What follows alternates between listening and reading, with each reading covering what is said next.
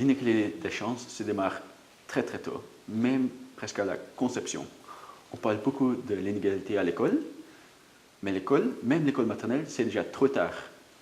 Il faut investir plutôt dans le très jeune âge, l'accueil des petits-enfants, la période périnatale, et dès qu'on sait qu'une femme est enceinte, il faut investir dans les opportunités des jeunes enfants parce que c'est là où est le levier le plus fort pour les opportunités de vie. Alors la politique familiale, d'abord, ne peut pas et ne doit pas remplacer les parents. Les parents et les familles sont la pierre angulaire de la politique familiale. La politique familiale doit encourager, aider, soutenir les parents dans leur parentalité, alors que l'enfant a les meilleures opportunités de vie possibles. Comment est-ce qu'on peut faire ça dans la politique familiale? Investir dans l'accueil des petits-enfants. Dans la Wallonie, il y a un taux de couverture de l'accueil des petits-enfants beaucoup moins élevé que dans les autres pays, même si la Wallonie a déjà atteint l'objectif Barcelone.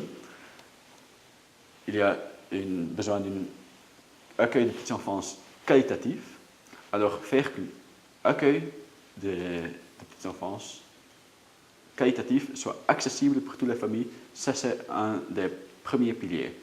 Deuxièmement, les services et tous les différents services de soutien de la parentalité. Je ne parle pas seulement de l'ONE, même si l'ONE sera l'acteur principal, après les familles, bien entendu, mais aussi des CPAS, aussi des centres PMS. La parentalité et la petite enfance est un ensemble, est une continuité que dans le temps et dans les thématiques. Cibler les différentes thématiques et cibler les différentes périodes de vie, ça a du sens du point de vue organisatoire, mais pas du point de vue de la famille. Pour les dirigeants d'entreprise est d'installer une politique de ressources humaines qui permet à trouver un équilibre entre la vie familiale et la vie professionnelle.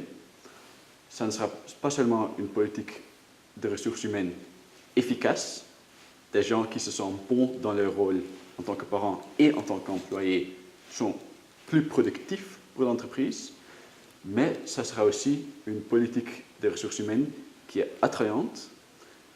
Et sans politique de ressources humaines attrayante, on ne peut pas atterrir et retenir le talent qu'on a besoin pour créer une plus-value sociétale et commerciale.